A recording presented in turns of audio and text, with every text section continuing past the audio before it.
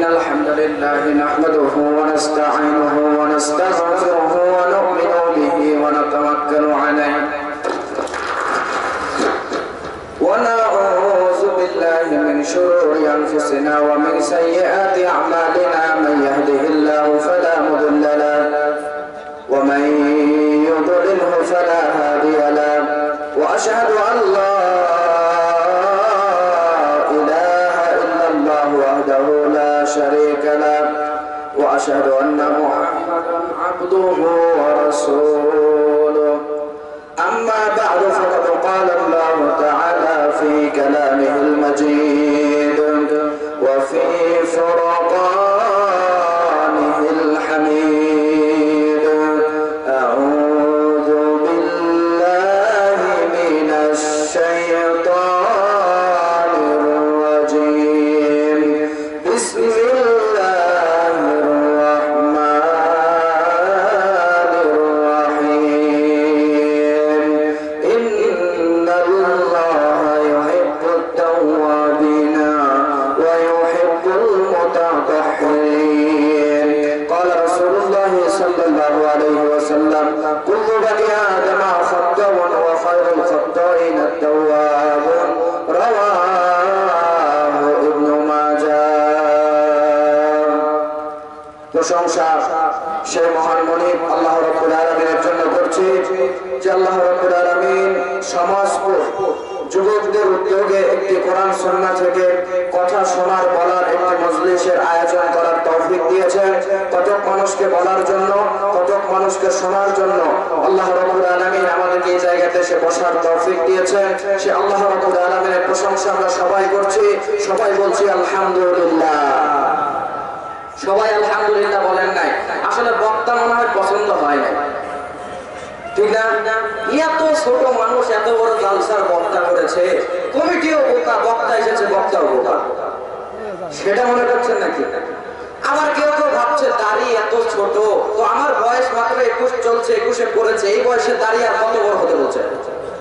নাকি বলছেন মাওলানা সাহেব ইউরিয়া সারতে তাড়াতাড়ি দাড়ি বড় করে, তাই বলছেন নাকি?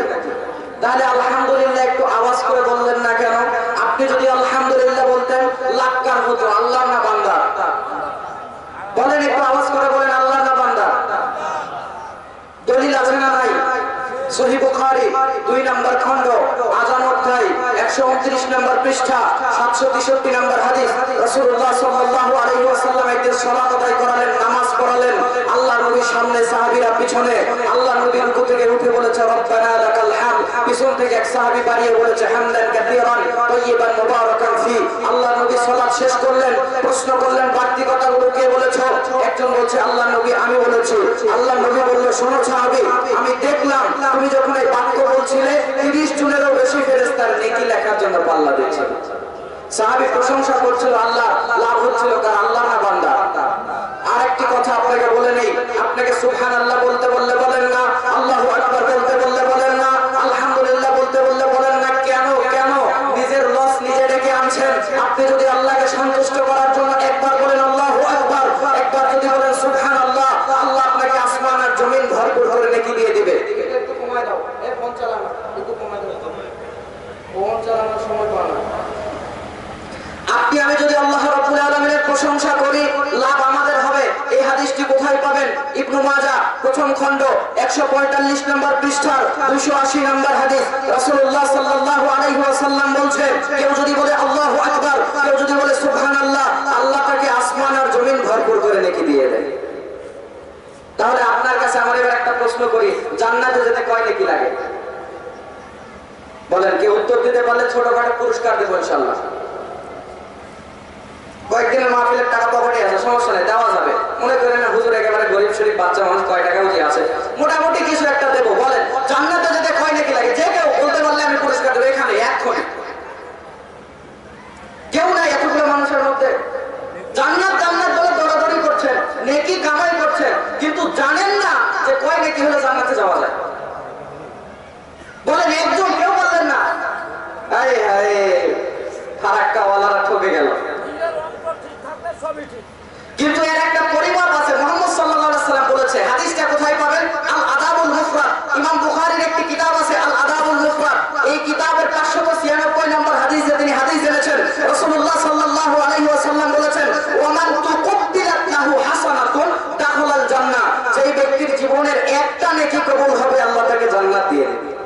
সুবহানাল্লাহ বললেন না? তাহলে জান্নাতে যেতে কয় নেকি লাগে? একটা নেকিও যদি কোনো বান্দার জীবনের কবুল হয় জান্নাতে যাবে, কিন্তু তারপরেও মানুষ এত সহজ হওয়ার পরেও মানুষ জাহান্নামেও যাবে। মনে রাখবেন কয় নেকিতে জান্নাত? এক নেকিতে জান্নাত। আল্লাহ এই মাহফিলের আয়োজন যারা করেছে সবাইকে তুমি আমরা যারা বলতে এসেছি শুনতে এসেছি একটা করে নেকি হলেও দান করো, বলেন না আমিন। দরুদ পড়ছি সেই নবীর উপরে যিনি রাহমাতুল লিল আলামিন, যিনি খাতামান নবিয়্যিন, যিনি প্রথম জান্নাতের দরওয়াজা খুলবেন।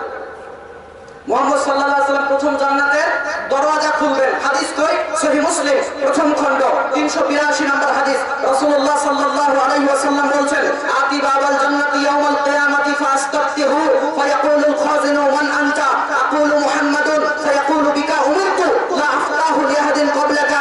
আল্লাহর নবী বলেন, আমি প্রথম হাসরের ময়দানে জান্নাতের দরজাতে গিয়ে কড়া নাড়ব। ফায়াকুলুল খাজিনু মান আনতা, জান্নাতের দ্বাররক্ষী ফেরেশতা আমাকে বলবে আপনি কে? আমি তখন বলবো আকুলু মুহাম্মাদুন, আমি তখন বলবো আমি মুহাম্মদ সাল্লাল্লাহু আলাইহি ওয়াসাল্লাম। ফায়াকুলু, তখন জান্নাতের ওই দ্বাররক্ষী ফেরেশতা আমাকে বলবে বিকা উমিরতু, এবারে আল্লাহ আমাদেরকে আদেশ করেছে লা আফতাহু লিআহাদিন ক্বাবলাকা, আপনার পূর্বে যেন আমরা জান্নাতে কাউকে ঢুকতে না দেই। সেই মানুষের উপরে দরুদ পড়তে বলেছি, জবান কেউ বন্ধ রাখবেন না, আওয়াজ করে বলেন সাল্লাল্লাহু আলাইহি ওয়াসাল্লাম। আল্লাহ রাসূলের উপরে দরুদ পড়লে লাভ আছে না নাই? নাই? খোলেন নাসাই 2 নম্বর খণ্ড 223 নম্বর পৃষ্ঠা হাদিস নাম্বার 1299। এই হাদিস মিশকাতুল মাসাবি 2 নম্বর খণ্ডের 921 নম্বর হাদিস। আল্লাহর নবী সাল্লাল্লাহু আলাইহি ওয়াসাল্লাম বলেন, মান সাল্লা আলাইয়া ওয়াহিদাতান সাল্লাল্লাহু আলাইহি আশরা, যে ব্যক্তি আমার উপরে একবার দরুদ পড়বে আল্লাহ তার উপরে 10 বার রহমত বর্ষণ করবে। সুবহানাল্লাহ নাই? কালকে 9:30টার দিকে করে একটু আওয়াজ করে বলেন না সুবহানাল্লাহ। আল্লাহর নবীর উপরে একবার দরুদ পড়লে রহমত বর্ষণ হবে কয়বার? 10 বার। এই হাদিসের ফজিলত পরের হাদিসে আরো বেশি আছে। নাসাই 2 নম্বর খণ্ড 224 নম্বর পৃষ্ঠা হাদিস নাম্বার 1300। এই হাদিস মিশকাতুল মাসাবি 2 নম্বর খণ্ডের 922 নম্বর হাদিস। রাসূলুল্লাহ সাল্লাল্লাহু আলাইহি ওয়াসাল্লাম বলেন, যে ব্যক্তি আমার উপরে একবার দরুদ পড়বে আল্লাহ তার উপরে 10 বার রহমত বর্ষণ করবে, আল্লাহ তার 10টি গুনাহ ক্ষমা করে দেবে, আল্লাহ তার 10টি মর্যাদাকে বাড়িয়ে দেবে। আওয়াজ করে বলছি সাল্লাল্লাহু আলাইহি ওয়াসাল্লাম। রাত তো অনেক হয়ে গেছে, ঘুম মনের চোখে এসে ঢলমল করছে না, ঘুমাইতে ইচ্ছা হচ্ছে। ঘন্টা খানিক করলে শুনবেন না চলে যাবে? কে কে চলে যাবেন হাত তোলেন। না, যাতে মাতাল হলেও তাহলে ঠিক আছে, কেউ হাত তোলে না। মনোযোগ সহকারে শুনবেন, বলেন ইনশাআল্লাহ। শোনেন, আমি জানি এই গ্রামটা এত ছোট নয়। আমি এসেছি, গতকালকে আমার মাহফিল ছিল মেদিনীপুর প্রপারে রামনগর, ওখানে প্রোগ্রাম করে আজকে আপনাদের এটাতে এসেছি। আগের দিন 2টো প্রোগ্রাম করেছে, একটা উলুবেড়িয়াতে, একটা তমলুক মেদিনীপুরে। আপনাদের এটা করে পরের প্রোগ্রাম কলকাতাতে যাব, তারপর পরের প্রোগ্রাম আছে নদিয়াতে। 27 তারিখে ঢুকেছি, প্রোগ্রাম চলছে। ঘুম টুম খাওয়াটাও আজকে সারাদিন এসেছি। আমি ভাত খেয়েছি এখানে, আজকে সারাদিন আজকে ভাতের সঙ্গে আমার জিয়ারত হয়। আলহামদুলিল্লাহ বলছেন, না খেয়ে আছি, মরে যায় উনি বলছে আলহামদুলিল্লাহ। বুঝুন, মরে যান, জানাজা দিয়ে দেয় এখানে এসে ভাত খেয়েছি। এত কষ্ট করে এসেছি, আপনারা একটু কিছু সময় দিবেন, বলেন ইনশাআল্লাহ। কত মানুষ আসে নাই ভাই, যুবক ছেলেমেয়েরা আসে নাই, চুরি ফিতার দোকানে ঘুরে বেড়াচ্ছে, গায়ের সঙ্গে একটু ধাক্কা লাগার চেষ্টা করছে, ওর সঙ্গে ধাক্কা লাগলে মজা লাগে। কিছু ছেলে তৈরি করে বেড়াচ্ছে, কিছু আছে সিগারেট খাচ্ছে, ফোন চালাচ্ছে, হাঁটাহাঁটি করছে, কিছু তো আছে ও ওর মতো করে আজকে ঘোরাফেরা করবে। মাহফিলকে নিয়ে যে এত আয়োজন, ওর এটা খেয়ালই নাই, বাইরে বাইরে ঘোরাফেরা করছে। যারা বাইরে বাইরে ঘোরাফেরা করছে ওরা লাভের মধ্যে না ক্ষতির মধ্যে? ভালো মানুষদের সঙ্গে যদি আপনি থাকেন, ভালোদের সঙ্গে যদি আপনার চলাফেরা হয়, আমার ভাইরা শুধু দুনিয়াতে নয় পরকালে ওই ভালো মানুষগুলো আপনাকে জান্নাতে টেনে টেনে জাহান্নাম থেকে বের করে জান্নাতে নিয়ে যাবে। সুবহানাল্লাহ কইলেন না? বলেন হুজুর আগে দলিল দেন, তারপর দলিল দেওয়ার পর যেন মুখ খোলে। এই হাদিস ইবনে মাজাহ প্রথম খণ্ড 60 নম্বর হাদিস। বলছিলাম যে আজকে আপনারা মাহফিলে এসেছেন, ভালো মানুষদের সাথী হয়েছেন, লাভ কি হবে একটা বলে আলোচনাতে যাব ইনশাআল্লাহ। রাসূলুল্লাহ সাল্লাল্লাহু আলাইহি সাল্লামের সাহাবী আবু সাঈদ খুদরি রাদিয়াল্লাহু তাআলা আনহু বলেন, ইযা খাল্লাসাল্লাহুল মুমিনিনা মিনান নার ওয়া আমিনু ফামা মুজাদালাতু আহাদিকুম লিসাহিবিহি ফিল হাক্কি ইয়াকুনু লাহু ফিদ দুনিয়া শাত্তা মুজাদালা মিনাল মুমিনিনা বিরাব্বিহিম ফি ইখওয়ানিহিম আল্লাযীনা উদখিলুন নার ক্বালু ইয়াকুলুনা রাব্বানা ইখওয়ানুনা কানু ইউসাল্লুনা মা'ানা ওয়া ইয়াসুমুনা মা'ানা ওয়া ইয়াহুজ্জুনা মা'ানা ফাআদখালতাহুমুন নার। কান খাড়া করে শুনেন ফারাক্কা মুর্শিদাবাদের লোকেরা, রাসূলুল্লাহ সাল্লাল্লাহু আলাইহি ওয়াসাল্লাম বলেন, আল্লাহ হাসরের ময়দানে কত বান্দাকে জাহান্নাম থেকে মুক্ত করে দিবে। বুঝলেন? আল্লাহ বলছে বান্দা তুমি জান্নাতে চলে যাও, আল্লাহ বলছে বান্দা তোমাকে জাহান্নাম থেকে মুক্ত করে দিলাম, জান্নাতে চলে যাও। এই ঈমানদাররা জান্নাতে যাচ্ছে না, আল্লাহ রাব্বুল আলামিনের সঙ্গে এসে উল্টা ঝগড়া করছে। হাদিসের ইবারতের শব্দ আসাদ্দা মুজাদালা, কঠিন সুপারিশ করছে, কঠিন ঝগড়া করছে। জান্নাত পাওয়ার পরেও ঝগড়া কেন করছে? আল্লাহ নবী বলছে মিনাল মুমিনিনা, ঈমানদাররা ঝগড়া করবে লিরাব্বিহিম, তাদের রবের সঙ্গে ঝগড়াটা করবে, ফি ইখওয়ানিহিম, তাদের ওই সমস্ত ভাইদের সম্পর্কে ঝগড়াটা করবে, আল্লাযীনা উদখিলুন নার, আল্লাহ তাদেরকে অলরেডি জাহান্নামে ঢুকিয়ে দিয়েছে। হাদিস বুঝেন?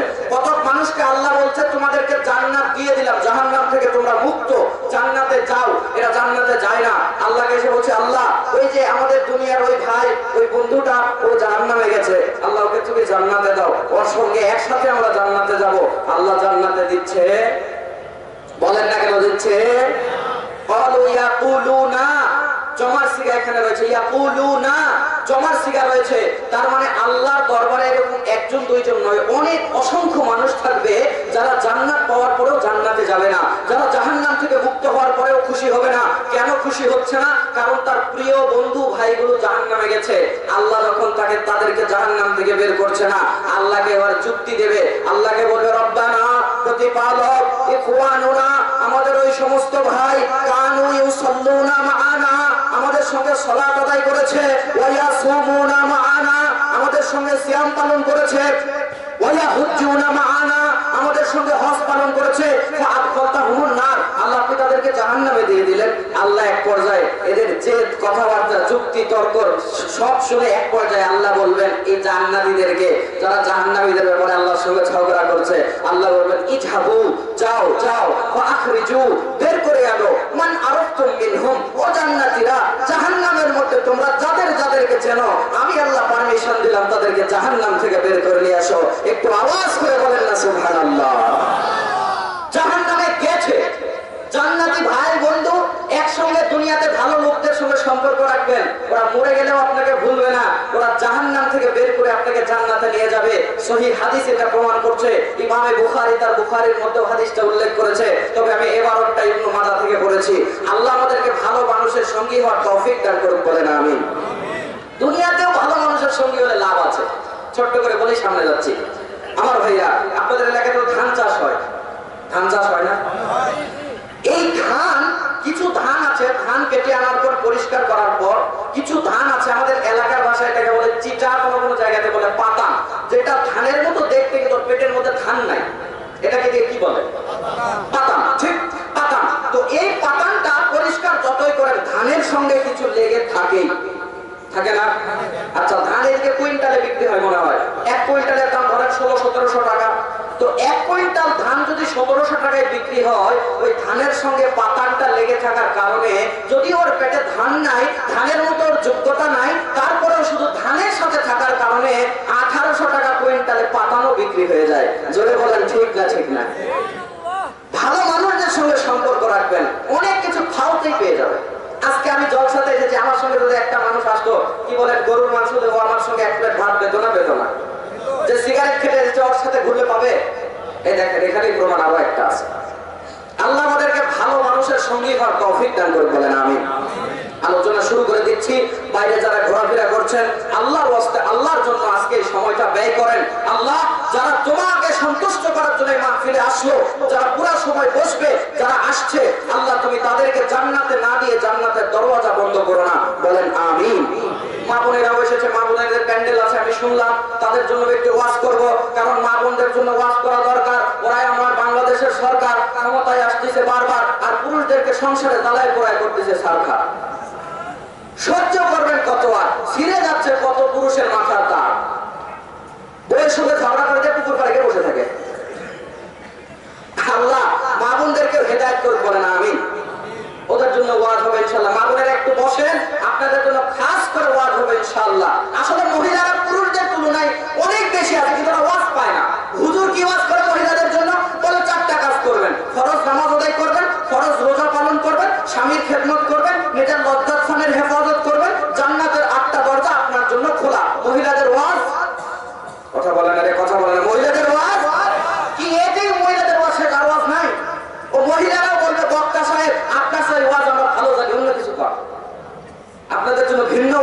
কমন নয় ইনশাআল্লাহ। আল্লাহ তৌফিক দান করুন, বলেন আমিন। বর্তমান প্রেক্ষাপট, আজকে সংক্ষিপ্ত বক্তব্যের বিষয়, আল্লাহ বান্দাকে জাহান্নামে দিতে চান না। বক্তব্যের বিষয় কি বলেছি? আল্লাহ বান্দাকে জাহান্নামে দিতে। আপনি বলবেন হুজুর জাহান্নামে দিতে চায় না, জাহান্নাম বানালো কেন? এত জাহান্নাম সম্পর্কে কোরআনে আয়াত কেন? এত হাদিস কেন?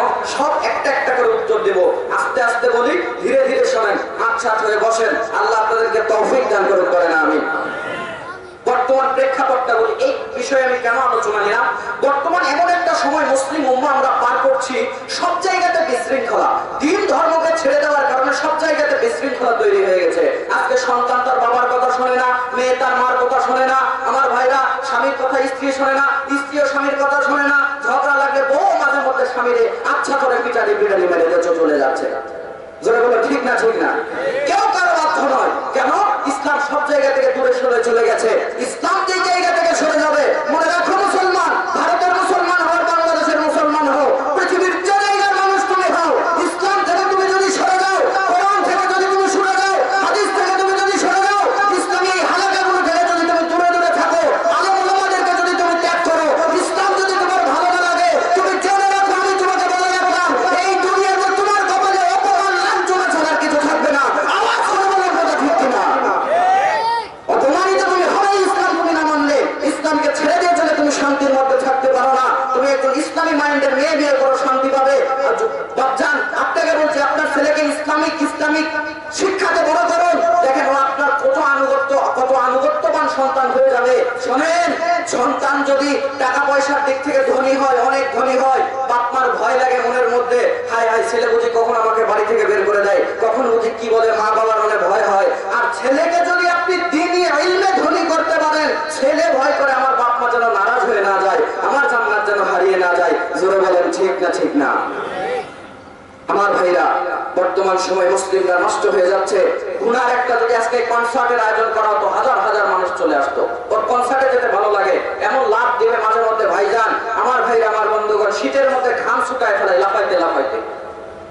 এখানে উনি নাই, এদের অন্তরটা পচে গেছে, এদের অন্তরটা নষ্ট হয়ে গেছে।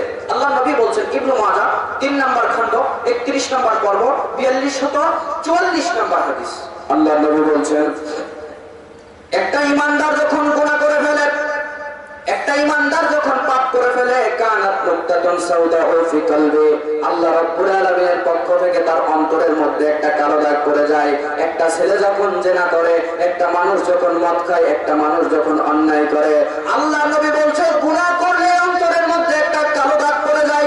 অন্তরের মধ্যে যখন কালো দাগ পড়ে যায়, আল্লাহর নবী বলছে অন্তরে যখন একটা গুনার কারণে একটা কালো দাগ পড়ে যায়, অন্তরে গুনাহ করতে করতে যখন অন্তরটা কালো হয়ে যায়, অন্তরটা যখন পাতিলের তলার মতো কালো হয়ে যায়, ওই কালো অন্তরের মধ্যে মসজিদে যাওয়া আর ভালো লাগে না, ওই কালো অন্তরের মধ্যে আর মাহফিলে এসে বসা ভালো লাগে না। ওই কালো অন্তরওয়ালা মানুষ 10 তলা বিল্ডিং সিঁড়ি বেয়ে বেয়ে বেয়ে বেয়ে 10 তলা বিল্ডিং এ উঠতে পারে, বাড়ির সামনে মসজিদ, মসজিদের সামনে ছোট্ট ছোট্ট 2টা সিঁড়ি, ওই 2 সিঁড়ি টপকে মসজিদে ওঠার মতো তার ঈমানি তাগত হয় না। কথা বলেন ঠিক কিনা? আল্লাহ নবী বলছেন, ওই অন্তরটা যখন কালো দাগ পড়ে যায়, কালো দাগ পড়তে পড়তে অন্তরটা যখন কালো হয়ে যায়, অন্তর যখন পাতিলের তলার মতো কালো হয়ে যায়, আল্লাহর নবী বলছে ওই অন্তরে আর ভালো কাজ ভালো লাগে না। ওই অন্তর শুধু মদ খেতে পছন্দ করে, ওই অন্তর শুধু গান বাজনার মজলিসে যেতে পছন্দ করে। ওই পচা অন্তর ঘন্টার পর ঘন্টা ফোন চালাতে রাজি হয়, কিন্তু ওই পচা অন্তর মাহফিলে এসে 10 মিনিট বসার জন্য রাজি হয় না। আল্লাহ নবী বলছে অন্তরটা যখন কালো হয়ে গেল, এখন উপায় কি?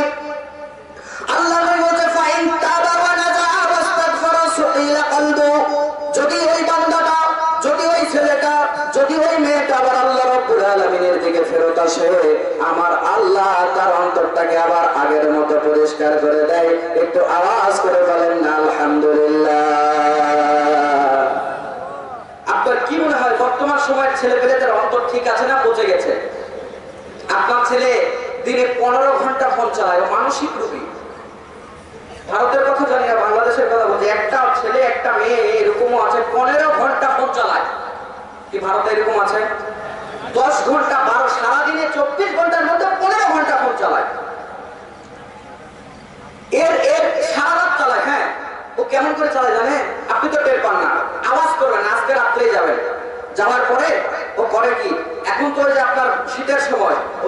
নিচেই পোস্ট অফিস বানিয়ে নিয়েছে, ল্যাবের নিচে পোস্ট অফিস, মানে ও ফারাক্কা থেকে এসএমএস লিখছে চলে যাচ্ছে মেদিনীপুরে, মেদিনীপুরে যার কাছে লিখেছে এসএমএস ওই মেয়ের কাছে লিখেছে, ওর দরজা জানালা সব বন্ধ, ও আবার আরেকটা এসএমএস লিখে দিয়েছে এই ফারাক্কাতে চলে এসেছে। জোরে বলেন ঠিক না? ল্যাবের নিচে পোস্ট অফিস বানিয়ে নিয়েছে। হাই হাই, জানালা দরজা সব বন্ধ, এসএমএস গেল কোন দিকে? আমার ভাইরা, ওই ছেলেকে আপনি যদি পরীক্ষা করতে চান, আপনি বাড়িতে আজকে যাবেন, মোটামুটি ঘরে গিয়ে, আজকে তো মোটামুটি রাত শেষ হয়ে যাবে, আজকে বাদ দেন, কালকে চেক করবেন, ও রাত্রিবেলা রাত 2টায় আপনি ঘরে যাবেন, কোনো আওয়াজ করবেন না, কোনো আওয়াজ না, আওয়াজ ছাড়া দরজা বা জানালা কোনোভাবে খুলে ওকে একটু দেখার চেষ্টা করবেন, দেখবেন ও 2টার সময় ফোন চালাচ্ছে। তবে আপনি যদি দরজা ধাক্কায় যান, ও ফোনের আলোটা নিভায় এমন ভাবে শুয়ে পড়বে যেমন 5 ঘন্টা ধরে ঘুমাচ্ছে। আপনি একটু সরে যান, আবার চালানো শুরু করে দেবেন। বলেন এদের ব্রেন ঠিক আছে? শুধু হাসির খোরাকি বলি নাই, এই যে 15 ঘন্টা ফোন চালাচ্ছে, অন্তরটা পচে গেছে, নষ্ট হয়ে গেছে, এর অন্তরে ভালো কিচ্ছু লাগে না, 1 ঘন্টা মাহফিলে বসার ধরতে হবে না, 15 ঘন্টা ফোন চালায়। এ মানসিক রোগী। আপনার ছেলে এরকম আছে, আপনার ভাই এরকম আছে। দেখেন এই যুবক ভাই, তোমাকে শোনো, তোমাকে আমি বলি, এই যে জীবনের সময় তুমি নষ্ট করছো, আল্লাহর কাছে কি জবাব দিবা? তুমি কি মনে করছো বাবার টাকায় ফোন কিনেছি, বাবার টাকায় এমবি দিয়ে চালাই, আমার আবার সময়ের হিসাব কি দিবে কে রে? মইরে দেখো কটকটি সালাম কেমন চলে, খালি মইরে দেখো। রাসূলুল্লাহ সাল্লাল্লাহু আলাইহি সাল্লাম বলেন, তিরমিজির বর্ণনা, লা তাযুলু কাদামু ইবনি আদম ইয়াউমাল কিয়ামাতি মিন ইনদি রাব্বিহি হাত্তা ইউসআলা আন খামসিন, আন উমরিহি ফীমা আফনা ওয়া আন শাবাবিহি ফীমা আবলা ওয়া মালিহি মিন আইনা ইকতাসাবা ওয়া ফীমা আনফাকাহু ওয়া মা জাআমিলা ফীমা আলিমা। আল্লাহ নবী বলছে, আদম সন্তান যখন আল্লাহ রাব্বুল আলামিনের সামনে হাসরের ময়দানে বিচারের জন্য দাঁড়িয়ে যাবে, আদম সন্তানকে আল্লাহ রাব্বুল আলামিন 5টা প্রশ্ন করবেন। এই 5টা প্রশ্নের উত্তর না দিলে কোনো আদম সন্তানকে আল্লাহ পা নাড়াতে দেবেন না। তার 1 নাম্বার প্রশ্ন হবে আন উমরিহি ফীমা আফনা, তুমি তোমার জীবন কিভাবে কাটিয়েছো। 2 নাম্বার প্রশ্ন হবে ও আন শাবাবিহি ফীমা আবলা, তুমি তোমার যৌবন কিভাবে কাটিয়েছো। এটা আর সামনে না বলি, এখানেই যেহেতু আমার কথা, তাহলে তুমি যে যৌবনের গোল্ডেন টাইম, সোনালী সময় ফোন চালিয়ে চালিয়ে নষ্ট করছো, আল্লাহর সামনে জবাব দেওয়া লাগবে না? লাগবে না? শোনো যুবক, তুমি 15 ঘন্টা ফোন চালাও, তুমি তোমার জীবনের সময়কে দাম দিতে জানো না, দুনিয়ার মানুষ তোমাকে 4 পয়সা দাম দেবে না। যে ব্যক্তি নিজের জীবনের সময়কে নিজে দাম দিতে পারে না, পৃথিবীর কোনো মানুষ তাকে দাম দেবে না, তোমার বাপ মা তোমাকে দাম দেবে না। এই ছেলেগুলো করবে কি আপনি বলেন? এরা যে এরকম করে ফোন টোন চালাচ্ছে, আজকের বয়স 18 বছর। শোনো যুবকরা, কথা যখন উঠেছে 2 মিনিট বলে সামনে যাচ্ছি, তুমি যে 15 ঘন্টা ফোন চালাচ্ছ, একটু মাথা ঠান্ডা করে বোঝো, আজ থেকে তোমার, আজকে বয়স তোমার 18, 25 বছর বয়স যখন তোমার হবে, একটা বিয়ে যখন তোমাকে দেবে, তোমার বউয়ের যখন ওই ভার তোমার ঘরে আসবে, বাপ মায়ের ভার যখন তোমার ঘরে আসবে, যখন তোমাকে ইনকাম করা লাগবে, আজকে তোমার বয়স 18, 20, 5 বছর পরেই তোমার সামনে চরম বাস্তবতা আসবে, তুমি তখন কি করবা? তুমি আমাকে জবাব দাও। তুমি পৃথিবীতে এসেছো, তোমাকে যেভাবেই হোক টাকা ইনকাম করতেই হবে, হালাল জীবিকা উপার্জন করতেই হবে। তুমি পান বিক্রি করো, আদা বিক্রি করো, লবণ বিক্রি করো, আর যাই করো, তোমাকে ইনকাম করতেই হবে। এখন তোমার কাছে প্রশ্ন, তুমি তো 15 ঘন্টা ফোন চালাও, রাতে দিনে ফোন চালাও, তুমি তো লেখাপড়া করার সময় নাই, তুমি তো ভালো চাকরিও পাবে না, আর ভালো চাকরি না পেলে ভালো বিয়ে হবে? 5 বছর প্রেম করবা তুমি, আর সরকারি চাকরি পাওয়া 35 বছরের এক বুড়ো টাকলা তোমার ওটা নিয়ে চলে যাবে, সাথে মাল নাই, ও নিয়ে চলে যাবে। তুমি তখন এখন ওই ছেঁকা বেকা হয়ে হাত কেটেছো, গলায় ধরে দিয়েছে, এই সে তোমার তাই হবে, তোমার তাই করা লাগবে। চান্দে একটা মানুষ 35 বছরের বুড়া যদি ওখানে নিয়ে যেতে পারে, তুমি পারো না? লেখাপড়া করো, ভালো চাকরি পাও, তুমি তো লেখাপড়া করো না, চাকরিও পাবে না, বিজনেস বুঝো না, কৃষি কাজও বুঝো না, তোমাকে দিয়ে হবে কি? আজ থেকে 5-10 বছর পর তোমাকে ডাস্টবিনে ফেলে দেওয়া ছাড়া তোমাকে আর কোনো কাজ হবে না। কয়দিন পর যখন টাকা ইনকাম করতে পারবা না, তোমার বাপ মাই তোমাকে ঝামা দিবে, তোমার বাপ মাই তোমাকে বলবে, কতদিনের বাপ মার ঘরে খাবি রে, যাক আর কয়েকটা বছর খালি যাক, নিজে কিছু এক্সট্রা অর্ডিনারি কিছু করার চেষ্টা করো। এখনো অনেকে ফোন চালাচ্ছে, আমার সামনে আমি দেখতেছি। তোমরা কি ভাই, মানুষ না পাঞ্জাবি? তোমরা মানুষ না পাঞ্জাবি কও? এখানে আমি এখন বুঝাচ্ছি, ও এখনো ফোন চালাচ্ছে, কারে ওয়াজ করবেন বলেন? বলেন মৌলানা সাহেব আপনি বলে যান, আমরা শুনছি, দেখা যাক কালকে মানা যায় কিনা। মোবাইল এসে লাভ হয়েছে না ক্ষতি হয়েছে বলেন তো? লাভের চেয়ে ক্ষতি বেশি হয়েছে। টিভি সিডি দেখা মানুষ গুনাহ করলো 12 মাস, টিভি সিডি দেখা মানুষ গুনাহ করলো 12 মাস, মোবাইল আসিয়া করলো আরো বড় সর্বনাশ, মোবাইল আসিয়া করলো আরো বড় সর্বনাশ। যাত্রা পালায় মেয়ের নাচন দেখতো ছেলে রাতে, সেই মেয়েরা নাচ সবার হাতে হাতে। কথা বললেন না কেন? যাত্রা পালায় মেয়েরা নাচন দেখতো ছেলে রাতে, সেই মেয়েরা নাচে এখন সবার হাতে হাতে। এসব দেখে চাই যে মরে হয়ে যায় আমি হতাশ, এসব দেখে চাই যে মরে হয়ে যায় আমি হতাশ। মোবাইল আসিয়া করলো আরো বড় সর্বনাশ, মোবাইল আসিয়া করলো আরো বড় সর্বনাশ। লাভের চেয়ে ক্ষতিটা তার শত গুণে বেশি, ছোট্ট মেয়ে বলে এখন তোমায় ভালোবাসি। কথা বললেন না কেন? ভারতে হয় না, ক্লাস 6 এ পরে তালা দিয়ে রাখতে খালি বের হয়ে যায়, খালি বের হয়ে যায়। কথা বলেন বাস্তব না বাস্তব? লাভের চেয়ে ক্ষতিটা তার শত গুণে বেশি, ছোট্ট ছেলে বলে এখন তোমায় ভালোবাসি। সারা রাত্র মোবাইল কানে একটা দম ফালাই না শ্বাস, সারা রাত্র মোবাইল কানে একটা দম ফালাই না শ্বাস। মোবাইল আসিয়া করলো আরো বড় সর্বনাশ, মোবাইল আসিয়া করলো আরো বড় সর্বনাশ। কথা বলেন ঠিক কিনা? আমার মুর্শিদাবাদের ফারাক্কা এলাকার বাচ্চারা কত মনোযোগ দিয়ে শোনেন। আল্লাহ নবী বলছে একটা মানুষ যখন অন্যায় করে ফেলে, একটা মানুষ যখন গুনাহ করে ফেলে, তার অন্তরের মধ্যে একটা কালো দাগ পড়ে যায়। ওই ব্যক্তিটা যদি আল্লাহর দিকে ফেরত আসে, ওই ব্যক্তিটা যদি আল্লাহ রাব্বুল আলামিনের আনুগত্যের দিকে ফেরত আসে, আমার আল্লাহ ওই বান্দাকে ক্ষমা করে দিয়ে তার রহমতের চাদরে তুলে নেয়। জোরে কান্না সুবহানাল্লাহ। আমার ভাই, আমার বন্ধুগণ, ও ফারাক্কার মানুষেরা, আপনারা বলতে পারেন হুজুর এখন তো অন্যায় করতে করতে গুনাহ করতে করতে জীবনকে শেষ করে ফেলেছি, জীবনটাকে নষ্ট করে ফেলেছি, জীবনের অর্ধেক এখন নষ্ট হয়ে গেছে, এখন আমার জীবনটা কেমন করে শুধরে যাবে আপনি বলে দেন। আমার ভাইজান, এখনো সময় আছে, সময় শেষ হয়ে যায় নাই। আপনি আপনার রবের দিকে যদি এখনো ফেরত আসেন, আপনার আল্লাহ আপনাকে ক্ষমা করে দিয়ে এখনো জান্নাতি বানাতে পারে না, পারে না। আমার বন্ধুগণ, এখানে ছোট্ট একটা কথা বলে রাখি। আমি আদম সন্তানের কিছু ভুল ত্রুটি তুলে ধরেছেন। আদম সন্তান মদ খায়, আদম সন্তান সালাত পড়ে না, নামাজ পড়ে না, অনেক কিছু বলেছে। তবে আদম সন্তান যে এই দোষগুলো করবে, এটা আদম সন্তানের জন্য অস্বাভাবিক কিছু নয়। আদম সন্তানের দ্বারা এরকম ত্রুটি হবে তার প্রমাণ হাদিসে পাওয়া যায়। হাদিসটা আপনি কোথায় পাবেন? খোলেন ইবনে মাজাহ 3 নাম্বার খণ্ড খোলেন, হাদিস নাম্বার 4251। আনাস রাদিয়াল্লাহু তাআলা আনহু বর্ণনা করেছেন, আল্লাহর নবী সাল্লাল্লাহু আলাইহি ওয়াসাল্লাম বলেছেন, কুল্লু বানি আদম খাত্তাউন, প্রত্যেক আদম সন্তান পাপী, প্রত্যেক আদম সন্তান ভুলকারী। কিন্তু সবচেয়ে ভালো ভুলকারী হলো সেই বান্দা যেই বান্দা ভুল করার পর তার আল্লাহর দিকে ফেরত আসে। যেই বান্দা আল্লাহর দিকে ফেরত আসলো, সেই বান্দাই আল্লাহর দরবারে সফল কাম হয়ে যাবে।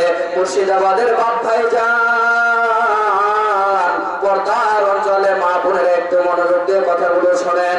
আল্লাহর নবী সাল্লাল্লাহু আলাইহি ওয়াসাল্লাম আরো বলছেন আদম সন্তানের দ্বারা কেন গুনাহ হবে।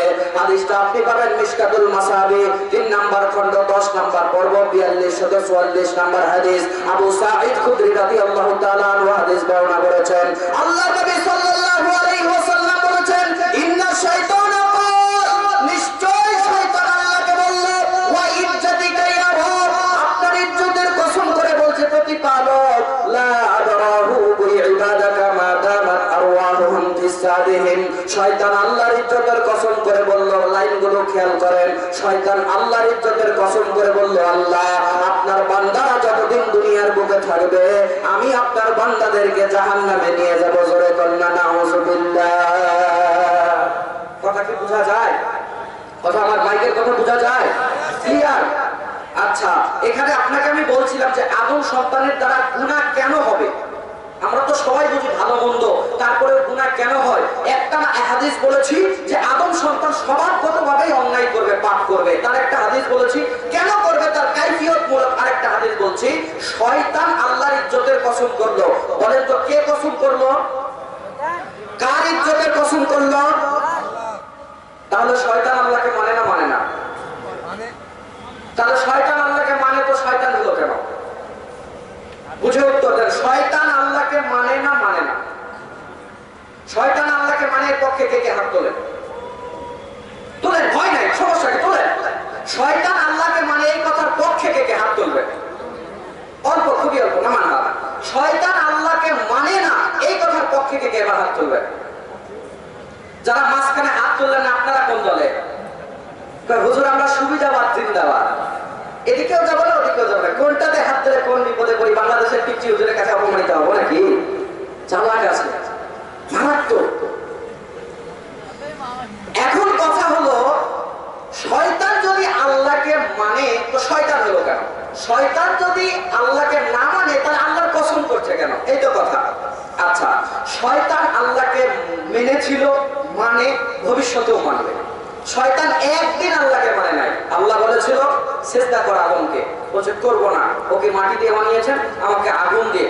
আল্লাহ বলেছে তুই অভিশপ্ত, ফাখরুজ মিনহা ফাইন্নাকা রাজিম, বের হয়ে যা তুই জান্নাতের এরিয়া থেকে, তুই অভিশপ্ত।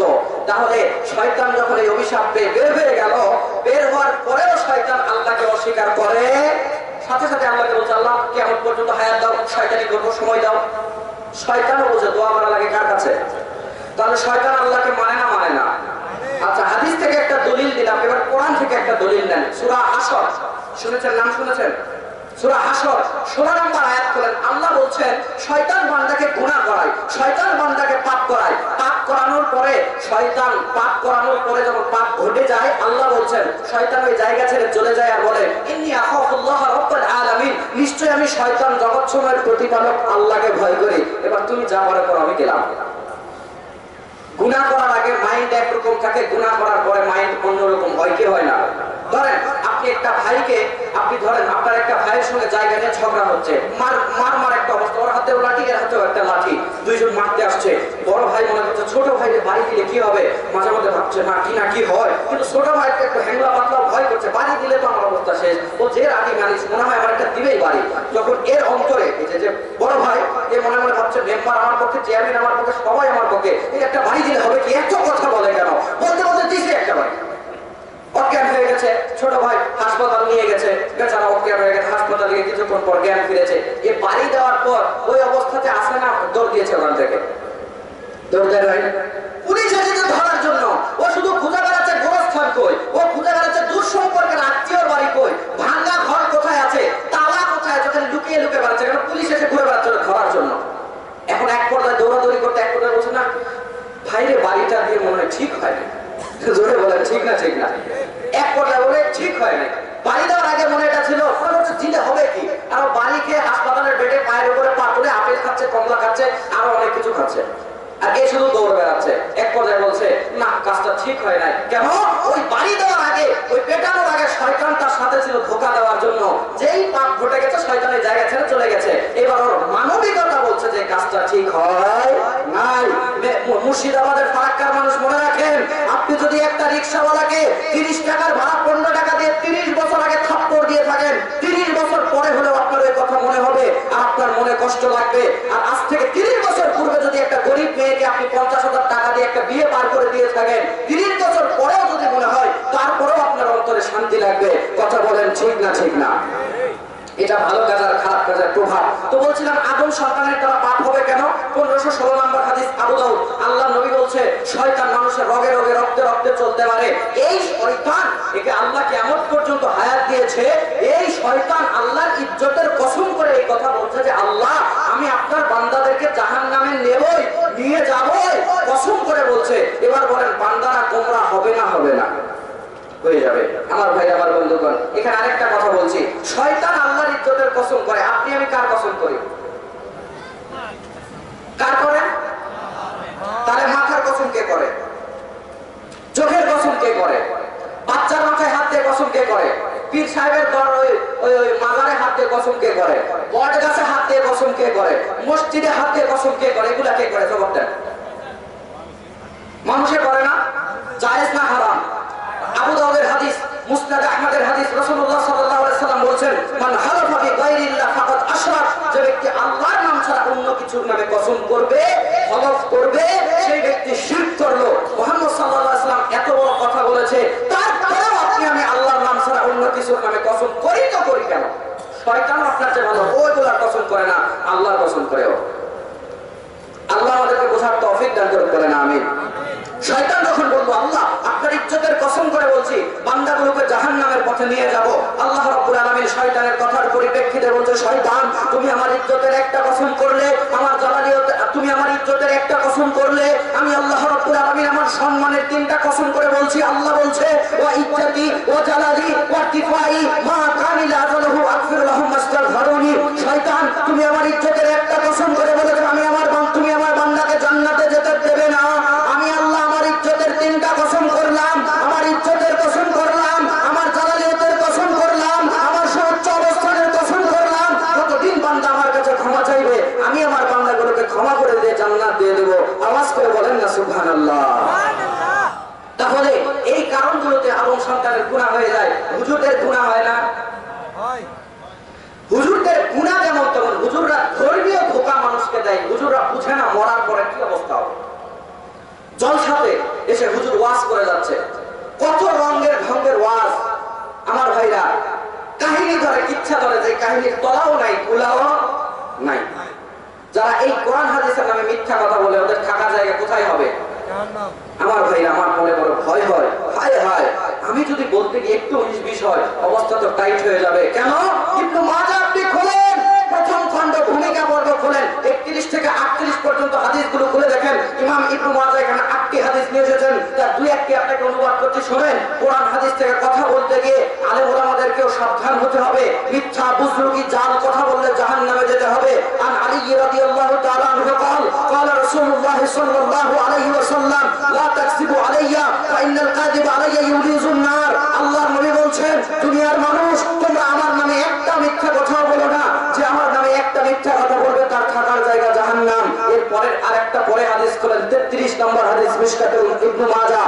আল্লাহর নবী সাল্লাল্লাহু আলাইহি ওয়াসাল্লাম বলছেন, জাবের রাদিয়াল্লাহু তাআলা আনহু রাবি রাসূলুল্লাহ সাল্লাল্লাহু আলাইহি ওয়াসাল্লাম বলেছেন, মান কাযাবা আলাইয়া মুতাআম্মিদান ফালিয়াতাবাওয়া মাকাদাহু মিনান নার। দুনিয়ার মানুষরা, দুনিয়ার হুজুররা, দুনিয়ার বক্তারা, দুনিয়ার যারা আছো কোরআন হাদিস থেকে কথা বলো, সাবধান হও।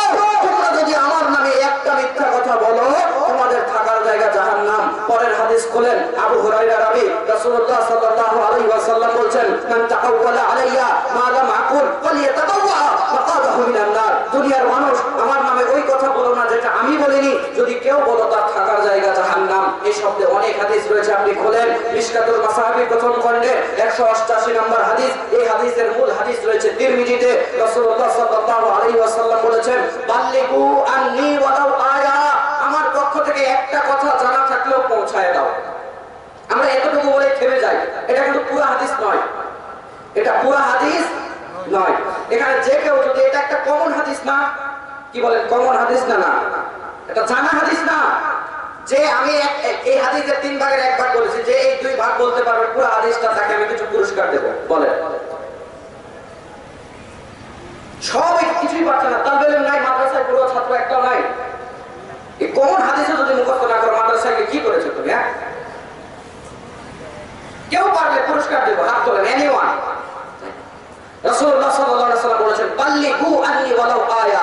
আমার পক্ষ থেকে একটা কথা হলেও পৌঁছায় দাও। ওয়া হাদিসু আন বানি ইসরাঈল ওয়ালা হারাজ।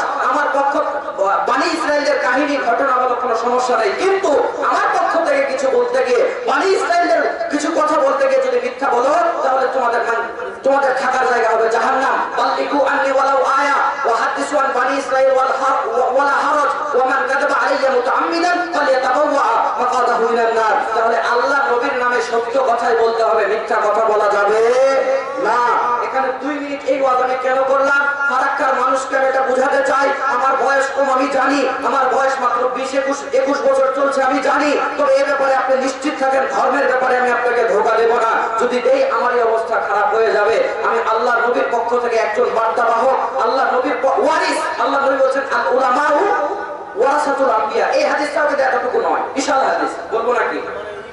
এবার একটা বলবো, এটা অনেক হাদিসে আছে, ইবনে মাজাহতে আছে, বিভিন্ন হাদিস গ্রন্থে। আল্লাহ নবী বলেছেন, এইটুকু হাদিস নয়, বিশাল হাদিস। আল্লাহ নবী বলেছেন, মান সালাকা তরিকান ইয়ালতামিসু ফীহি ইলমান সাহালাল্লাহু লাহু তরিকান ইলাল জান্নাহ ওয়া ইন্নাল মালায়েকা লা তাদউ আসনিহাতাহা রিদান লিতালিবিল ইলম ওয়া ইন্না তালিবাল ইলমি ইয়াস্তাগফিরু লাহু মান ফিস সামাই ওয়াল আরদ হাত্তা আল-হাইতানি ফিল মা ওয়া ইন্না ফাদলাল আলিমি আলাল আবিদি কাফাদলিল সাইরিল কাওয়াকিব ইন্নাল উলামাআহু ওয়ারাসাতুল আম্বিয়া। এরপরে আরো আছে, ওয়া ইন্নাল আম্বিয়া ইউরাসু দিনারান ওয়া লা দিরহামান ইউরাসু বিহি ইলম ফাআখাযা ওয়া আখাযা হাদ্দিন ওয়া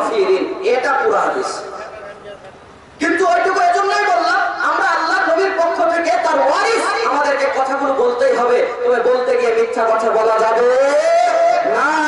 মুর্শিদাবাদের মানুষ সাবধান হয়ে যায়। বর্তমান সময়ে অনেকেই ইলম বাড়ছে, জ্ঞান বাড়ছে, তাদের জ্ঞানের মধ্যে ইলমের মধ্যে অনেক ত্রুটি বিচ্যুতি আছে।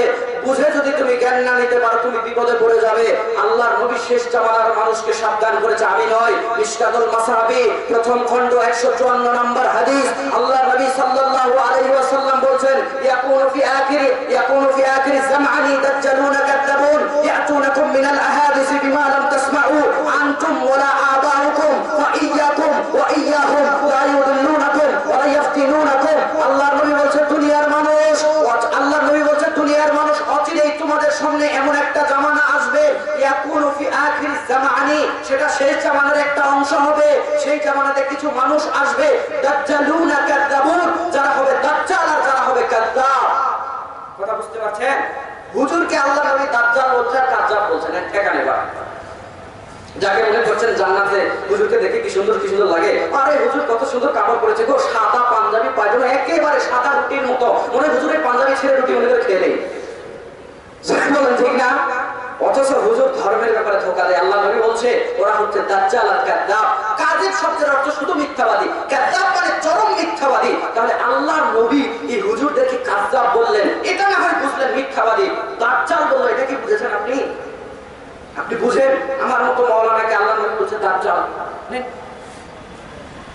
দাজ্জালটা আসলে কি হবে এটা একটু বোঝেন। দাজ্জালের মেইন কাজ হবে, দাজ্জাল একটা আকৃতির হবে, তার এক চোখ কানা থাকবে, চুল বডি ভর্তি চুল থাকবে, বিশাল দেহি হবে, অনেক কিছু করবে, জান্নাত দেখাবে, জাহান্নাম দেখাবে, আপনার সামনে ধান ফলিয়ে দিবে, কলা ফলিয়ে দিবে, অনেক কিছু কারামতিও ঘটাবে মানুষের সামনে এসে। এই ঘটানোর পিছনে কারণ হচ্ছে আপনার ঈমান গুলো কেড়ে নেবে। ঈমান কি করবে? কেড়ে নেবে। এত কিছু করার পিছনে কারণ আপনার ঈমান কেড়ে নেবে। তো এই ঈমান কেড়ে নেওয়ার দায়িত্ব দাজ্জালের, এটা বর্তমান সময়ে কিছু হুজুররা নিজের কাঁধে নিয়ে নিয়েছে। হুজুররা ঈমান কেড়েছে। কিভাবে বলবেন হুজুর কিভাবে? শেষ জামানার কিছু হুজুরকে আল্লাহ নবী খুব ভয় করতেন। হাদিস কোথায়? ইবনে মাজাহ 3 নম্বর খণ্ড হাদিস নাম্বার 3952। রাসূলুল্লাহ সাল্লাল্লাহু আলাইহি ওয়াসাল্লাম বলেছেন, ওয়া ইন্না মিম্মা তাখাওয়াফু আলা উম্মতি আইম্মাতাল মুদিল্লিন। আল্লাহ নবী বলছে শেষ জামানার কিছু হুজুরকে নিয়ে আমার বড় ভয় হয়। ওয়াসাতা'বুদু কওয়াইলু মিন উম্মতি বিল উম্মাতিল আওথান, আর শেষ জামানার উম্মতরা মূর্তি পূজার সঙ্গে মিশে যাবে। ওয়াসাতালহাবু কওয়াইলু মিন উম্মতি বিল মুশরিকিন, শেষ জামানার উম্মতরা মুশরিকদের সঙ্গে মিশে যাবে। আল্লাহর নবী শেষ জামানার কিছু হুজুরকে দাজ্জাল বলেছেন। হুজুরে ঈমান কেড়ে নেয়। জানেন আপনি কিভাবে নেই জানেন? বাংলাদেশের নরসিংদী একটা জায়গা আছে, কেউ কি নাম শুনেছেন? শুনেছেন হয়তো। ঢাকার মধ্যে প্রোগ্রামের জন্য যাচ্ছি, বাসের মধ্যে আছি, ফোনটা একটু ছেড়ে একটা হুজুরের ওয়াজ দিলাম। হুজুর কি সুন্দর গান বলছে, গাউসে পাকের নাম জপিলে আল্লাহ পাওয়া যায়, পাগলা কাদেশ নায়ার গাছতলায়, কাদেশ নায়ার বাসতলায়, গাউসে পাকের নাম জপিলে আল্লাহ পাওয়া যায়। গাউসে পাক আল্লাহর ওয়ালি, যার তরিকায় আমরা চলি। গাউসে পাক আল্লাহর ওয়ালি, যার তরিকায় আমরা চলি। মুর্দা মানুষ জিন্দা করে হাসে হাতের ইশারায়, মুর্দা মানুষ জিন্দা করে হাতের ইশারায়। সুবহানাল্লাহ না নাউজুবিল্লাহ। এটা একটা হুজুর গাইছে, এখনো ইউটিউব থেকে আপনাকে আমি দেখাবো। শ্রোতারাও সুর মিলিয়ে গাচ্ছে। এখন বলেন, যেই হুজুর বলছে গাউসে পাকের নাম জপলে আল্লাহ পাওয়া যায়, যেই শ্রোতা বলছে আল্লাহর নাম জিকির করা লাগে না, গাউসে পাকের নাম জিকির করে আল্লাহ পাওয়া যায়, ওই বক্তা শ্রোতারা যদি এই কথার উপর ঈমান আনে, ঈমান থাকবে না মুশরিক? ওই কথা যদি বিশ্বাস করে ঈমান থাকবে না মুশরিক হবে?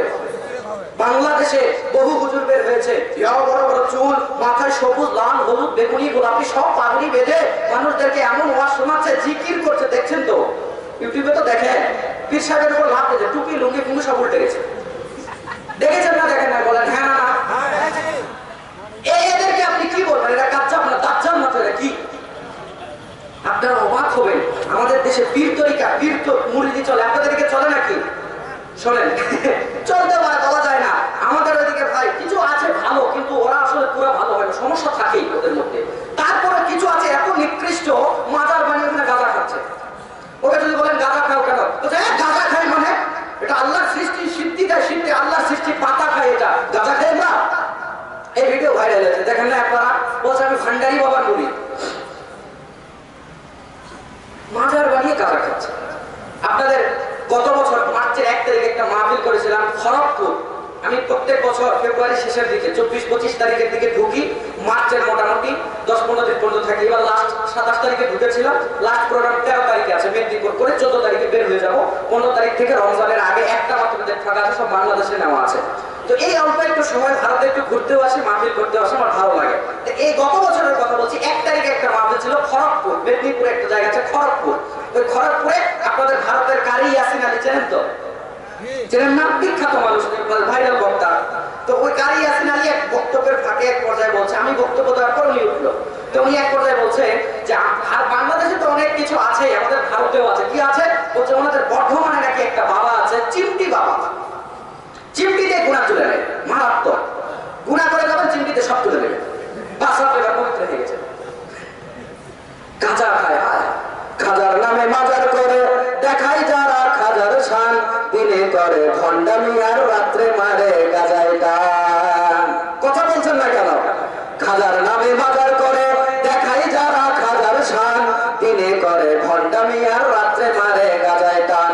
দাড়ি টুপি নাই গো তাদের, আছে শুধু চুল, সুন্নতের খবর নাই সে আসে কে রাসূল। মাজারে সারা বেলা চলে শুধু গাজার মেলা, মাজারে সারা বেলা চলে শুধু মদের মেলা, আমল সব নষ্ট হবে, থাকবে না ওদের ঈমান, দিনে করে ভণ্ডামি আর রাত্রে মারে গাজায় টান। খাজার নামে বাজার করে দেখাই যারা খাজার শান, দিনে করে ভণ্ডামি আর রাত্রে মারে গাজায় টান। নামাজ রোজা নাই গো তাদের, পর্দা সে তো নাই, মুরিদেরা সেজদা করে ভণ্ড পীরের পায়। কথা বললেন না কেন? ভারতে করে, বাংলাদেশে অহরহ। নামাজ রোজা নাই গো তাদের, পর্দা সে তো নাই, মুরিদেরা সেজদা করে ভণ্ড পীরের পায়।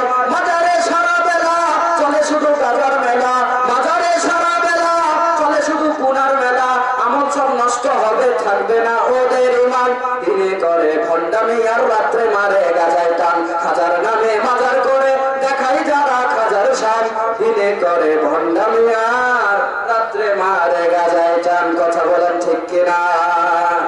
বিরক্ত হচ্ছেন বাবা? ঘন্টা খানিক বললে থাকবেন না ভেঙে যাবেন? থাকবেন ইনশাআল্লাহ।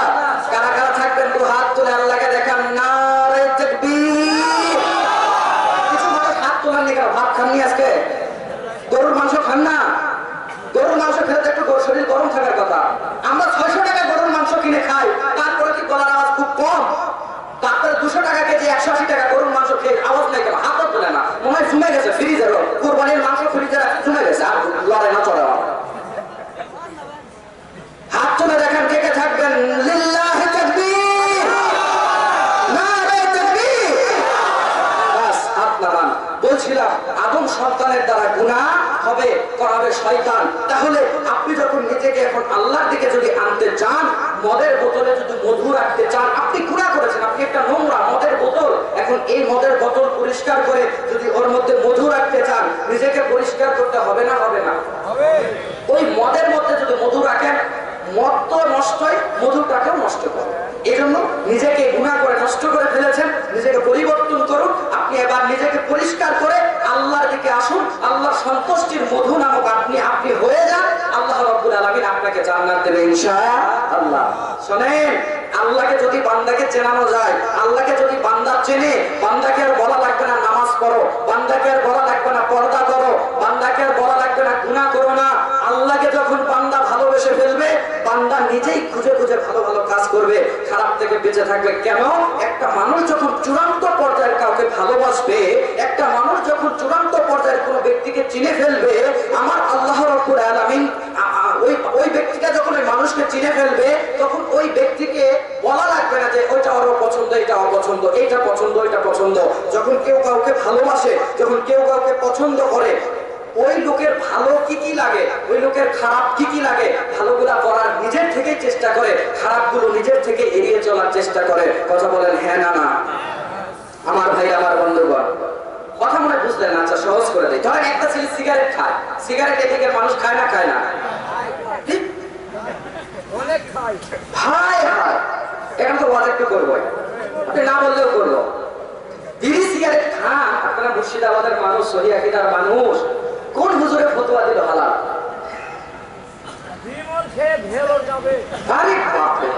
এলাকার মানুষ সাক্ষী দিচ্ছে, আপনি এত কয়েক না শেষ করে আপনাকে বের হতে দেবেন। বাংলাদেশের হুজুরের কাছে আমাদের মাসাল্লাহ সব ঢুকিয়ে দিয়েছে। হালাল না হারাম? খান কেন? কি লাভ আছে? পেট ভরে এটাতে কিচ্ছু হয়। আমাদের বাংলাদেশেও খাই ভাই, মিথ্যা বলে লাভ নাই। কত পুরা আছে, পুরা হয়ে গেছে। বিড়িতে টান দেয়, গাল ভিতরে আধা হাত বসে যায়। জীবন ছেড়ে তো পুরা টানে, এক হাতে লুঙ্গি ধরে এক হাতে বিড়ি টানে। কেন? ওই যে পুরার হাঁপানি আছে, কাজ আছে, বিড়ি মুখে দিলে করে কাজ শুরু হয়ে যায়। আর ওইভাবে কাশলে লুঙ্গি ঠিক থাকবে? পুরো এক হাতে লুঙ্গি ধরেছে, এক হাতে বিড়ি ধরেছে, ধরে জীবন ছেড়ে দিয়ে টানছে। আমাদের বাংলাদেশে কিন্তু বিড়ির অভাব নাই। আজিজ বিড়ি, আকিজ বিড়ি, মধু বিড়ি, মুক্তি বিড়ি, মোহিনী বিড়ি, নাসির বিড়ি, দুলাল বিড়ি, কবির বিড়ি, সুরুজ বিড়ি, চাচি বিড়ি, গ্রামীণ বিড়ি, দোয়ানি বিড়ি, শরীফ বিড়ি, টাইগার বিড়ি, আরো অসংখ্য আছে। এগুলো টানায়। আরো এই পুরা মজা দেখায় কখন, যখন এই যে সামনে তো রমজান মাস আসছে, সাহারি খেয়ে পুরা খালি ঘড়ির দিকে থাকে, হ্যাঁ ভাই 5 মিনিট আছে, তারা পুরা করে একটা বিড়ি তাও খেয়ে নিয়েছে 5 মিনিটে। সারাদিন খেতে পারবে না। সন্ধ্যা হয়ে গেছে, ইফতার হয়ে গেছে, মাগরিবের নামাজ মসজিদে পড়েছে, করে দৌড়, তাদের পড়ে যান, সুন্নাতটা তো পড়ে যান। বলে দাঁড়াচ্ছো দাঁড়া, দোকানে গিয়ে পুরো বাড়ি পর্যন্ত যাওয়ার ধৈর্য কুলাইলে দোকানে গিয়ে একটা বিড়ি নিয়ে 3টা নিয়ে এক বিড়ি শেষ। হালাল না হারাম? অনেক খাটাইশ আছে, টয়লেটে বসে বিড়ি টানায়। টয়লেটে যখন বিড়ি টানান, তাহলে বিড়ির ধোঁয়ার সাথে যায় নাকি আরো কিছু যায়? আরো গ্যাস গন্ধ যায় না? যায় না। কি রুচি রে বাবা, টয়লেটে বসে খা। কত খাবার আছে কয় না খেলে রাস্তা ক্লিয়ার হয় না। আমি তো আল্লাহ রাস্তায় বন্ধ করে দাও, কয় টাকাটা খেলে তুমি দেখে নিও। আল্লাহ এদেরকে হেদায়েত দান করুন, বলেন আমিন। কষ্ট পেয়েছেন তারা বিড়ি খান, পায়ে হাত দিয়ে বলি কষ্ট দেওয়ার জন্য বলি নাই, এটা ভালো না, ছেড়ে দেন, ছেড়ে দেন, দেখেন ছাড়া যাবে। আচ্ছা আমি তো বিড়ি সিগারেট খাই, আমি বেঁচে আছি না মরে গেছি? বলেন বেঁচে আছি না মরে গেছি? তো আপনি না খেলেও বেঁচে থাকবেন, এ কথাই সত্য। বাদ দেন, আল্লাহ তৌফিক দান করুন, বলেন আমিন। আল্লাহ তৌফিক দান করুন, আরেকবার বলেন আমিন। আরেকবার শক্ত করে বলেন আমিন। তাও যদি ছাড়ে, আমি জানি তাও ছাড়বে না, কালকে আরো বেশি খাবে। বাংলাদেশের মাওলানা তুমি বলে যাও, দেখো কি টানলে সকালে হতে যাও। আল্লাহ এদের হেদায়েত দান করে। তাহলে বলছিলাম, একটা ছেলে ধর সিগারেট খায়, ওকে কেউ ফেরাতে পারে না, কিন্তু ওর বাবা মা পিটিয়ে ওকে ফেরাতে পারে না, সিগারেট বিড়ি খাইস না। কিন্তু ওই ছেলেটা যখন একটা মেয়েকে পছন্দ করেছে, ওই মেয়েকে বলছে তোমাকে আমি বিয়ে করব। মেয়ে বলছে তুমি সিগারেট খাও, আমি এটা জানি, যদি ছাড়ো তাহলে আমি তোমাকে বিয়ে করব। ওই মেয়ে যখনই বলেছে সিগারেট ছাড়ো, বিয়ে করব, এতদিন সবাই বলছে সিগারেট ছাড়ে না, বলা মাত্র সিগারেট খায় না। জোরে বলেন হ্যাঁ না না? কেন? ওই মেয়েকে সে চূড়ান্ত ভালোবাসে। একটা মানুষকে আপনি যখন চূড়ান্ত ভালোবেসে ফেলবেন, সে যা বলবে আপনি তাই করবেন, সে বলার আগেও আপনি করে বসে থাকবেন। কারণ কি? তাকে খুব বেশি ভালোবাসেন। একটা বান্দা যখন তার রবকে ভালোবাসবে, একটা বান্দা যখন তার আল্লাহকে ভালোবাসবে, তার আল্লাহকে বান্দা যখন চিনতে পারবে যে আমার আল্লাহ আমাকে জাহান্নামে তো দিতে চায় না, আমার আল্লাহ আমাকে ভালোবাসে, আমি আমার আল্লাহর দিকে গেলেই আল্লাহ আমাকে জাহান্নামের পথ থেকে জান্নাতে নিয়ে নেবে। বান্দাকে যখন এটা বোঝানো যাবে, বান্দা যখন এটা বুঝবে, বান্দাকে আর বলা লাগবে না তুমি নামাজ পড়ো, বান্দাকে আর বলা লাগবে না তুমি রোজা করো, বান্দাকে বলা লাগবে না তুমি জেনা থেকে দূরে থাকো। বান্দা শুধু খুঁজে খুঁজে দেখবে তার আল্লাহ যাকে তিনি খুব ভালোবাসে। আল্লাহ কোরআনে বলছে ওয়াল্লাযীনা আমানু আশাদ্দা হুব্বান লিল্লাহ, যারা ঈমানদার হয়, যারা চূড়ান্ত পর্যায়ে আল্লাহকে বেশি ভালোবাসে। তো যখন বান্দা আল্লাহকে ভালোবেসে ফেলবে, আল্লাহর সঙ্গে যখন বান্দার পরিচয় করে দেওয়া যাবে, বান্দাকে যখন আল্লাহ জান্নাতে দিতে চাচ্ছে, এটা বান্দাকে বোঝানো যাবে, বান্দা অটো গুনাহ ছেড়ে দিয়ে ভালো কাজ করবে। বুঝে থাকলে বলেন কথা ঠিক কিনা? এখন দেখেন আল্লাহ বান্দাকে জাহান্নামে দিতে চায় না। মিশকাতুল মাসাবি 3 নম্বর খণ্ড 10 নম্বর পর্ব হাদিস নাম্বার 2326 আল্লাহর নবী সাল্লাল্লাহু আলাইহি ওয়াসাল্লাম বলেন, ইয়া ইবাদি ইন্নাকুম তুফতিউনা বিল-লাইলি ওয়ান-নাহার, ও আমার বান্দারা তোমরা রাত দিন গুনাহ করতে থাকো, ও আমার বান্দারা তোমরা রাত দিন পাপ করতে থাকো, ওয়া আনা আগফিরুজ যুনুবা জামিহা, আর আল্লাহ রাব্বুল আলামিন বান্দাদেরকে ডাক দিয়ে বলছে, দুনিয়ার বান্দারা কথা শুনে নাও, আমি তো তোমাদের সেই আল্লাহ যে আল্লাহ তোমাদের রাতে দিনে করা গুনাহগুলোকে ক্ষমা করে দেয়। ফাস্তাগফিরুনি আগফির লাকুম, ও দুনিয়ার বড় গুনাহওয়ালা, তোমার গুনাহ যতই হোক তুমি তোমার আল্লাহর দিকে ফেরত আসো, তুমি আল্লাহর দিকে ফেরত আসতে দেরি হবে, আল্লাহ ক্ষমা করে তোমাকে জান্নাতে দিতে দেরি হবে না। বলেন না সুবহানাল্লাহ? আমার ভাইরা, আমার আল্লাহ রাব্বুল আলামিন আপনাকে জাহান্নামের মধ্যে দিতে চায় না। একটা বান্দা যখন আল্লাহর রাস্তা ছেড়ে অন্যদিকে চলে যায়, একটা বান্দা যখন গুনার পথে চলে যায়, আল্লাহ এতে খুশি হয় না, আমার আল্লাহ এতে রাজি হয় না, আমার আল্লাহর এটা ভালো লাগে না, বরং আমার আল্লাহর পক্ষ থেকে এই ব্যাপারটা, এই বৈশিষ্ট্যটা প্রকাশ পায়। আমার ওই বান্দা গুনাহ করে করে জাহান্নামের পথে যাচ্ছে, আমি আল্লাহ ওই বান্দা আমার দিকে ফেরত আসা মাত্র আমি আমার বান্দাকে মাফ করে দেব। এটা কোনো বিশেষ রাতের জন্য নয়, বিশেষ দিনের জন্য নয়, আমি আল্লাহ রব্বুল আলামিন বান্দার সব সময় গুনাহগুলোকে মাফ করে দেব। হাদিসটা আপনি পাবেন সহিহ মুসলিম 6 নম্বর খণ্ড, হাদিস নাম্বার 6434 আর 6634। আল্লাহর নবী সাল্লাল্লাহু আলাইহি ওয়াসাল্লাম বলেন, আবু মুসা আশআরী রাদিয়াল্লাহু তাআলা আনহু তিনি বলেন, ইন্নাল্লাহা আযজা ওয়া জাল্লা ইয়াবসুতু ইয়াদাহু বিল-লাইলি লিয়াতুবা মুসিউন নাহার ওয়া ইয়াবসুতু ইয়াদাহু বিন-নাহারি লিয়াতুবা মুসিউল লাইল হাত্তা তাতলু আশ-শামসু মিন মাগরিবিহা। আল্লাহর নবী বলেন, দুনিয়ার মানুষ, ও দুনিয়ার গুনাহ করনেওয়ালা বান্দারা, ও দুনিয়ার গুনাহ করনেওয়ালা বান্দিরা, তোমরা তোমাদের আল্লাহ রাব্বুল আলামিনের, তোমরা তোমাদের আল্লাহ তোমাদের জন্য কেমন অপেক্ষা করো তোমরা জানো। যখন তোমরা অন্যায় করে ফেলো, যখন তোমরা গুনার মধ্যে ঢুকে যাও, তোমার আল্লাহ এতে খুশি হয় না, তোমার আল্লাহ তোমাকে জাহান্নামে দিয়ে রাজি হয় না, বরং আল্লাহ দিনের বেলা অপেক্ষা করে যেন রাতের পাটকারীগণ দিনের বেলা ক্ষমা চাইতে পারে। আবার আল্লাহ রাব্বুল আলামিন দিনের বেলা তার দয়ার হাতটা প্রসারিত করে রাখে যেন রাতের পাটকারীগণ দিনের বেলা আল্লাহ রাব্বুল আলামিনের কাছে ক্ষমা চাইতে পারে। এটা কোনো বিশেষ রাতের জন্য নয়, এটা কোনো বিশেষ দিনের জন্য নয়। আল্লাহ নবী বলছে, হাত্তা তাতলু আশ-শামসু মিন মাগরিবিহা, সূর্য যতদিন পর্যন্ত উল্টা দিকে না উঠবে আমার আল্লাহ বান্দার জন্য অপেক্ষা করে যাবে। তখন বান্দা আল্লাহর দিকে ফেরত আসবে আর আমার আল্লাহ বান্দাকে মাফ করে জান্নাতি বানিয়ে নেবে। একটু আওয়াজ করে বলেন না সুবহানাল্লাহ। এই হাদিস থেকে একটা তথ্য নেন, আল্লাহ কি বান্দার জন্য সব সময় অপেক্ষা করে না খালি সবে বরাতে অপেক্ষা করে?